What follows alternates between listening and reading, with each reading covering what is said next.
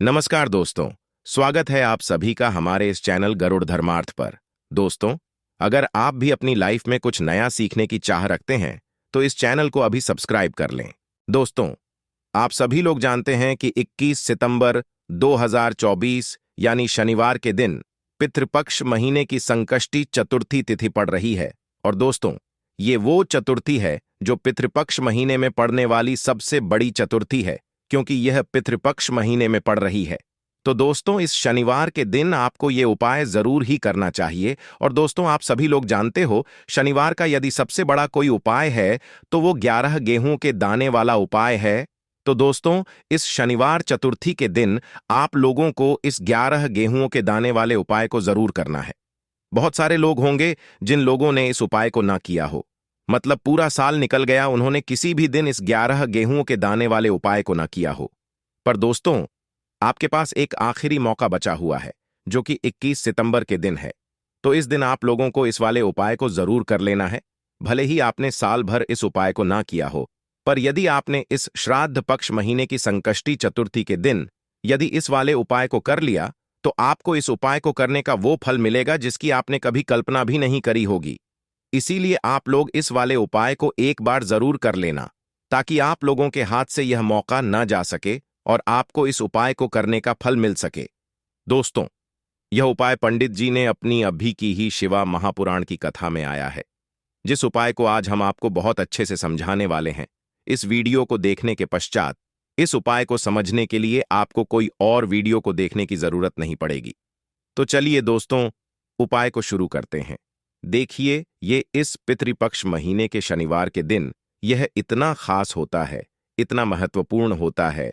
देखा गया है, कभी कभी बड़े बड़े पूजा पाठ अनुष्ठान से जो मनोकामना पूर्ण नहीं होते, वो पितृपक्ष महीने दिन एक छोटे से उपाय करने से ही आपकी मनोकामना पूर्ण हो जाती है।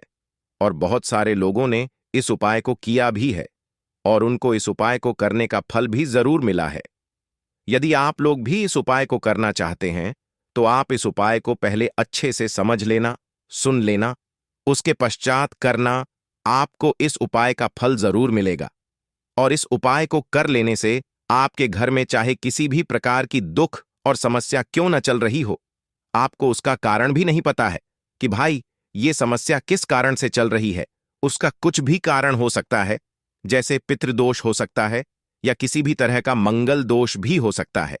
तो इस दिन आप लोगों को यह वाला उपाय कर लेना है। यह एक ऐसा उपाय है जिस उपाय को यदि किसी विशेष दिन पर किया जाए, तो भाई उस विशेष दिन का जो है वह तो हमें मिलता ही मिलता है। पर हमने उस दिन पर इस 11 गेहूं के दाने वाले उपाय को किया है, तो हमें से भी बड़ा फल मिलता है, और फल बहुत जल्दी मिलता है, क्योंकि आप इस उपाय को बहुत ही बड़े और विशेष दिन पर कर रहे हो। तो चलिए अब उपाय के बारे में बात करते हैं। लेकिन उससे पहले आप लोगों को यह जानना आवश्यक है कि आखिर ये उपाय किस समय करना है, किसको करना है और कैसे करना है। तो चलिए हम आगे आपको वीडियो में एक एक करके बता देते हैं। लेकिन उससे पहले यदि आप लोग हमारे चैनल पर नए हैं तो हमारे को सब्सक्राइब कर लेना और इस वीडियो को लाइक करके कमेंट बॉक्स में श्री शिवाय नमस्तुभयम, ओम नमः शिवाय जरूर टाइप कर देना। तो दोस्तों, इस 11 गेहूं के दाने वाले उपाय को हमें इस शनिवार के दिन कैसे करना है, किसको करना है, किस समय करना है और कहां पर करना है, ये सारे सवालों के जवाब आपको इस वीडियो में मिल जाएंगे। और जो ये वीडियो देखेगा भाई, उसको 11 गेहूं के दाने वाला उपाय जरूर करना चाहिए, क्योंकि इस दिन एक के दाने का भी बहुत ही बड़ा और विशेष महत्व होता है। और जब बात आ जाए 11 गेहूं के दाने की, तो ये सोने पे सुहागा वाली बात हो जाती है और ये एक बहुत ही बड़ा उपाय हो जाता है इस शनिवार चतुर्थी का। तो अब दोस्तों, इस 11 गेहूं के दाने वाले उपाय को आखिर करना किसको है, सबसे पहले हम लोग वो बात जान लेते हैं। तो देखो, घर की जो बड़ी माताएं बहनें होती हैं, उन माताओं बहनों में से कोई भी एक बड़ी माता बहन इस वाले उपाय को कर सकती। और दोस्तों, यदि आप चाहे तो अपने घर में से सभी सदस्यों को भी इस उपाय को करवा सकते हैं। यदि किसी व्यक्ति की खुद की कोई मनोकामना है, खुद की कोई दुख और परेशानी है जो कि वह अपने लिए ही करना चाहता है इस वाले उपाय को, तो वह खुद अपने लिए भी कर सकता है। बाकी यदि कोई घर में से ऐसा है जो कि अपने पूरे घर परिवार की सुख और शांति के लिए यह वाला उपाय करना चाहता है, तो भाई वह भी कर सकता है। उसमें भी कोई दिक्कत वाली बात नहीं है। का मतलब यह है कि इस उपाय को हर एक सदस्य भी कर सकता है और पूरे घर परिवार के सदस्य के लिए घर की बड़ी माताओं बहनों में से कोई एक माता बहन भी कर सकती है। माताएं बहनें यदि घर में उपस्थित ना हो या वह यह वाला उपाय ना कर पा रही हो, तो फिर घर का कोई बड़ा सदस्य भी इस 11 गेहूं के दाने वाले उपाय को कर सकता है। चाहे फिर वह पुरुष ही क्यों ना हो, उसमें कोई भी दिक्कत वाली बात नहीं है। अब इस 11 गेहूं के दाने वाले उपाय को हमें करना कहां पर है? देखो, इस उपाय को हमें मंदिर में ही करना है। बहुत सारे लोग प्रश्न करते हैं, हर एक उपाय को करते समय क्या हम इस उपाय को घर पर या मंदिर में कर सकते हैं? देखो, तो इस वाले उपाय को आप मंदिर पर करोगे तो अच्छा रहेगा, घर में नहीं करना है। इस वाले उपाय को उसके पश्चात में दोस्तों जो अगला प्रश्न निकल कर आता है वो यह आता है इस उपाय को लेकर कि आखिर इस उपाय को हमें किस समय करना है, सुबह के समय है कि शाम के समय करना है? तो देखो, इस वाले उपाय को आप लोग सुबह के समय भी कर सकते हो और शाम के समय प्रदोष काल में भी कर सकते हो। अब यदि आप पूछो कि भाई साहब सबसे उत्तम समय कौन सा रहेगा इस 11 गेहूं के दाने वाले उपाय को करने का, तो हम आपसे बस यही कहेंगे कि इस उपाय को आप शाम के समय करेंगे तो ज्यादा बेहतर होगा, क्योंकि गणेश चतुर्थी इस दिन है और इस दिन प्रदोष काल के बहुत महत्व होता है। बाकी यदि सुबह के समय भी करेंगे तो भी अच्छा होगा, उस कोई भी दिक्कत वाली बात नहीं है। तो अब दोस्तों जो अगली सबसे बड़ी और महत्वपूर्ण बात आती है वो यह आती है कि सुबह यदि हम उपाय को करेंगे तो हमें कितने बजे से लेकर कितने बजे तक के बीच में करना है, और शाम के समय प्रदोष काल में करेंगे तो हमें कितने बजे से लेकर कितने बजे के बीच में करना है। तो देखो, सुबह जितनी जल्दी हो सके आप उपाय को करने की कोशिश करना। बाकी यदि किसी कारणवश लेट भी हो जाओ, थोड़ी देर भी हो, 10 या 11 बजे तक भी आप उपाय कर लेना, पर 12 बजे से ज्यादा देरी ना हो, ठीक है? इस बात का ध्यान रखना। उसके पश्चात में दोस्तों यदि शाम के समय प्रदोष काल की बात करें, प्रदोष काल का जो समय है होता है वो शाम के 6 बजे से शुरू हो जाता है। मतलब शाम के 6 बजे से लेकर 7 बजे के बीच का जो समय होता है ये समय प्रदोष काल का समय होता है। पर अभी जो मौसम चल रहा है इस मौसम में जो है शाम बहुत देरी से होती, तो आप इस उपाय को 7 या 8 बजे के बीच में भी कर सकते हो। मतलब शाम के 6 बजे से रात 8 बजे के बीच में आप कभी भी इस वाले उपाय को कर सकते हो, उसमें कोई भी दिक्कत वाली बात नहीं है। परंतु शनिवार के दिन कोशिश करना कि समय के अंतर्गत ही कर लो। किसी कारणवश ना कर पाओ तो थोड़ा देरी से भी कर सकते हो, आपको उपाय का फल जरूर मिलेगा। देखो, गुरुजी ने कहा है कि शनिवार गणेश चतुर्थी के दिन आपको 11 गेहूं के दाने वाला उपाय तो जरूर ही करना। देखो, सबसे पहला उपाय, यदि आपके जीवन में कर्जा बहुत अधिक है, आपके जीवन में संकट बहुत अधिक रहते हैं, आपके ऊपर बहुत अधिक विपदा आ रही है, बार बार आपको अपने व्यापार में और अपने धन में हानि देखने को मिल रही है, यानी कि आपको प्रत्येक कार्य में हानि हो रही है, तो आपको यह उपाय करना चाहिए।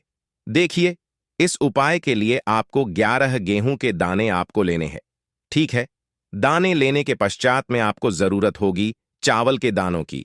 11 चावल के दाने और 11 गेहूं के दाने, और चावल के दाने खंडित नहीं होने चाहिए। अब आप कहोगे भैया गेहूं कहां से लेने हैं? देखो, आपको किसी भी किराना स्टोर पे 7 गेहूं के दाने मिल जाएंगे, जाके ले लेना, ठीक है ना? 11 गेहूं 11 चावल के दाने लेने हैं। साथ ही साथ आपको एक तांबे का लोटा लेना है और उस तांबे के लोटे में आपको जल भरना है। जल आपका खुद के घर का होना चाहिए, मंदिर का नहीं। अब आप ये सब सामग्री लेकर पहुंच जाओगे महादेव के शिवलिंग के पास में। शाम के टाइम पे प्रदोष काल में देखो, जब आप ये उपाय कर रहे हो तो अपना फेस रखना उत्तर दिशा नॉर्थ डायरेक्शन की तरफ। अब यहां पे जो मैं आपको क्रम बताने जा रहा हूं ना, उस मेरे क्रम को बहुत ध्यान से सुनिए। महादेव को यदि कोई सबसे प्रिय है ना, तो उनकी सबसे छोटी पुत्री जिनका नाम है माता अशोक सुंदरी, जो आपके पास में चावल के 11 दाने हैं ना, उन चावल के 12 दानों को माता अशोक सुंदरी के स्थान पर आपको अपना नाम और गोत्र बोलते हुए समर्पित कर देने हैं, है ना? चावल के दानों को रखने के पश्चात में जो आपके पास में तांबे का लोटा है ना, उस तांबे के लोटे को कहीं पे भी हम जल नहीं चढ़ाएंगे, केवल और केवल माता अशोक सुंदरी का जो हस्तकमल आपको दिख रहा है, यहीं पे गोल गोल आपको समर्पित करना है उसी जल को, और कहीं नहीं। ना तो माता अशोक सुंदरी के स्थान पर, ना तो शिवलिंग के ऊपर, केवल को यहाँ पे गोल गोल जलाधारी पर आपको उस जल को समर्पित करना है। अब आपके पास में बचे हुए हैं 11 गेहूं के दाने और बचे हैं। उन्हीं 11 गेहूं के दाने को आपको अपनी मनोकामना, अपने विशेष कहते हुए महादेव के शिवलिंग के ऊपर, यदि आप गणेश चतुर्थी के दिन प्रदोष काल में कर देते हैं तो आपकी जो भी मनोकामनाएं होंगी, जो भी विश होंगी, महादेव पूरी जरूर करते हैं।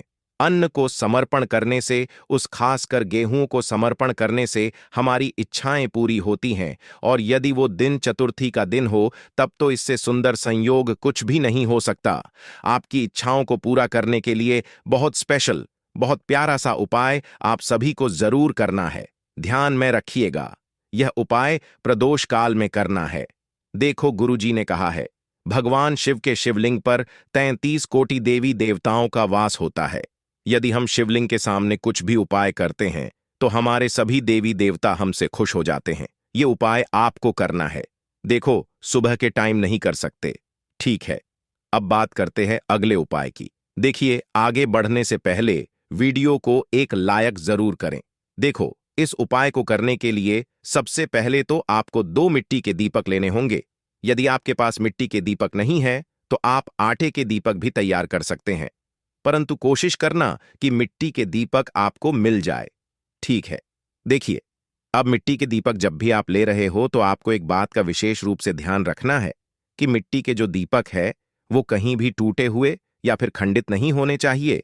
देखो, आपको विशेष ध्यान रखना है कि आपको खंडित दीपक नहीं लेना है। इसी के साथ में आपको लेना होगा शुद्ध देसी गाय का घी। अब देखो, गाय माता का यदि आपको घी प्राप्त हो जाता है तो वही आपको ले लेना है। यदि आपको गाय का घी नहीं मिलता है, कोई भी देशी घी इस्तेमाल कर सकते हो। देखिए, अब आपको क्या करना है, आपको 2 चम्मच शुद्ध घी लेना है, क्योंकि आप 2 दीपक ले रहे हैं। 2 चम्मच शुद्ध घी लेना है। देखिए, घी से दीपक प्रज्वलित करने से हमारे जीवन की जो संकट है, कष्ट है और बाधाएं हैं, वह सभी दूर होती है और नकारात्मक ऊर्जा घर से बाहर जाती है। और घी से दीपक प्रज्वलित करने से बहुत अधिक लाभ होता है। और इसी के साथ में आपको लेनी होगी गोल बाती। आपको मात्र 2 गोल बाती लेनी होगी। गोल बाती का दीपक प्रज्वलित करने से माता लक्ष्मी बहुत सन्न होती है, जिससे आपके धन में वृद्धि होती है। और इसी के साथ में आपको लेनी होगी 2 लौंग। देखो, अब लौंग जो है हमारे जीवन के सारे संकटों और कष्टों को दूर करती है, तो इसीलिए आपको मात्र 2 फूल वाली लौंग लेनी है। अब ये सभी सामग्री लेने के पश्चात इन सभी सामग्रियों को लेकर के आपको पहुंच जाना है पीपल के वृक्ष के वहां पर, क्योंकि इस दिन दीपक को पीपल के वृक्ष की जड़ में दीपक प्रज्वलित करना बहुत ही बताया है। खासकर शनिवार के दिन तो कैसे करना है, चलिए जानते हैं। पूज्य गुरु जी कहते हैं कि जो भी व्यक्ति पीपल के वृक्ष से कोई भी उपाय करता है तो उसके जीवन में कभी भी धन की समस्या उत्पन्न नहीं होती है। देखिए, पूज्य गुरु जी ने बताया है, आपको ऐसे पीपल के वृक्ष के नीचे इस उपाय को करना है जो थोड़ा बड़ा वृक्ष हो और उसकी छाया आपके ऊपर पड़नी चाहिए, और पीपल की जड़ में आपको ये उपाय करना है। अब सबसे पहले तो आपको अपना जो मुख है उत्तर दिशा की ओर रख करके खड़े हो जाना है। उत्तर दिशा जो है वो माता लक्ष्मी और भगवान विष्णु की मानी गई है, जिनकी कृपा से हमें धन की प्राप्ति होती है और आर्थिक तंगी से हमें छुटकारा मिलता है। तो सबसे पहले तो आपके पास में जो 2 दीपक हैं उन्हें आपको पीपल के वृक्ष की जड़ के पास में रख देना है। अब दोस्तों, इन दोनों दीपक में आपको 1-1 चम्मच घी डाल देना है। उसके पश्चात आपको दोनों दीपक में 1-1 गोल बाती को डाल देना है। इसके पश्चात आपको पीपलेश्वर का नाम लेकर के और अपने नाम और गोत्र को बोल करके दोनों दीपक को आपको प्रज्वलित कर देना है। उसके पश्चात जो आपके पास 2 लौंग हैं उनमें से आपको 1 लौंग को अपने सीधे हाथ में रखना है, और जो दीपक है, पहला दीपक, उसके ऊपर से आपको पहले लौंग को 11 बार घुमाना है। देखिए, यदि आप 11 बार घुमा रहे हैं तो आपको 11 बार इस मंत्र का जाप कर लेना है और आपको अपना नाम और गोत्र को बोल करके धन की प्राप्ति हो, धन की जितनी भी समस्याएं हैं वह सभी दूर हो, ऐसे आपको प्रार्थना कर लेनी है। और ये जो पहली लौंग है इसे आपको दीपक के अंदर डाल देना है। अब इसके पश्चात आपको दूसरी लौंग को भी लेना है और बाएं वाले दीपक के ऊपर से भी आपको इससे लौंग को 11 बार घुमा देना है और 11 बार आपको ओम नमो भगवते वासुदेवाय नमः इस मंत्र का जाप कर लेना है। उसके पश्चात इस जलते हुए दीपक, मैं अपना नाम और अपनी गोत्र को बोल करके इस जलते हुए दीपक में ये लौंग आपको डाल देनी है। देखिए, पूज्य गुरुजी कहते हैं कि जो भी व्यक्ति इस उपाय को सावन मास की शनिवार की षष्ठी तिथि पर कर लेता है, उसके जीवन में कभी भी धन से जुड़ी समस्या उत्पन्न नहीं होती है। उसका जो सोया हुआ भाग्य है वह चमक उठता है और धन की देवी माता लक्ष्मी की प्राप्ति होती है।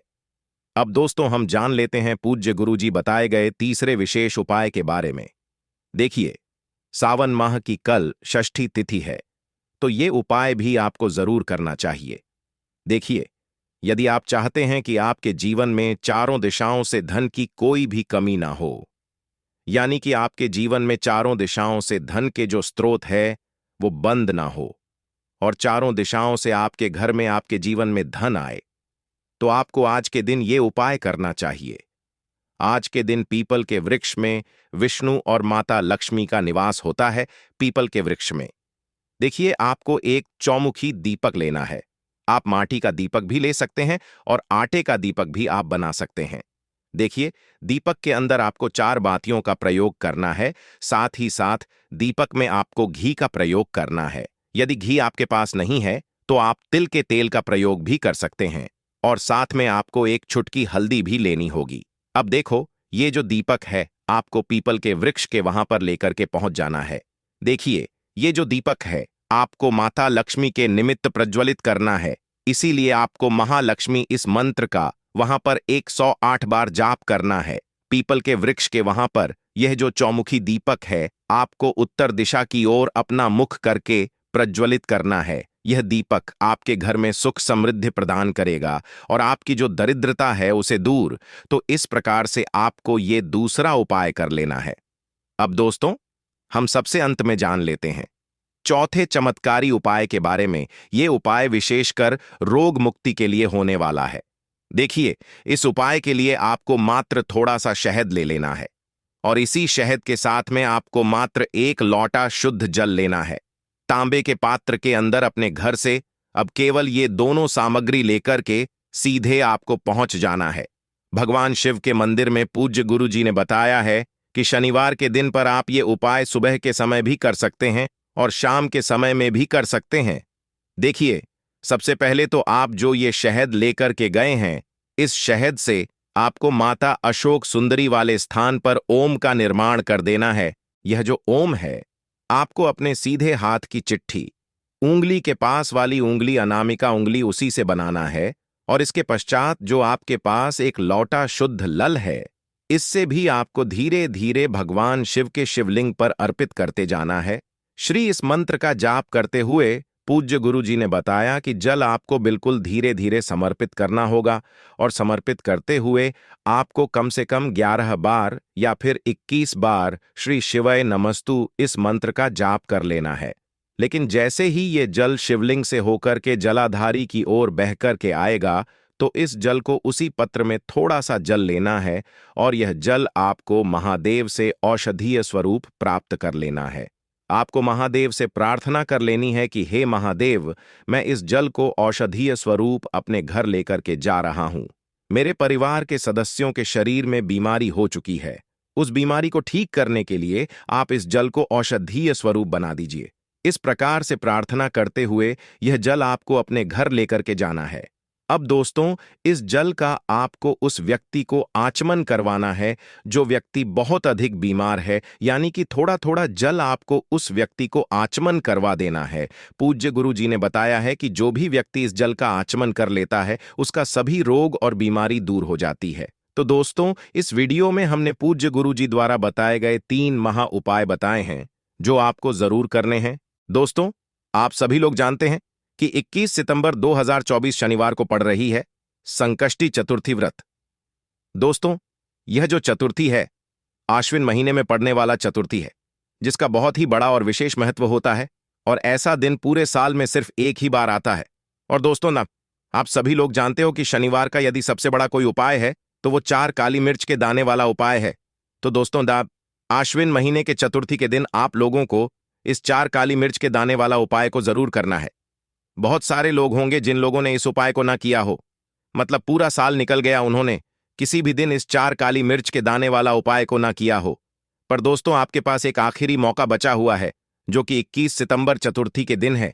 तो इस दिन आप लोगों को इस वाले उपाय को जरूर कर लेना है। भले ही आपने पूरे साल भर इस उपाय को ना किया, पर यदि आपने इस आश्विन महीने के चतुर्थी के दिन यदि इस वाले उपाय को कर लिया, तो आपको इस उपाय को करने का वह फल मिलेगा जिसकी आपने कभी कल्पना भी नहीं करी होगी। इसीलिए आप लोग इस वाले उपाय को एक बार जरूर कर लेना, ताकि आप लोगों के हाथ से यह मौका ना जा सके और आपको इस उपाय को करने का फल मिल सके।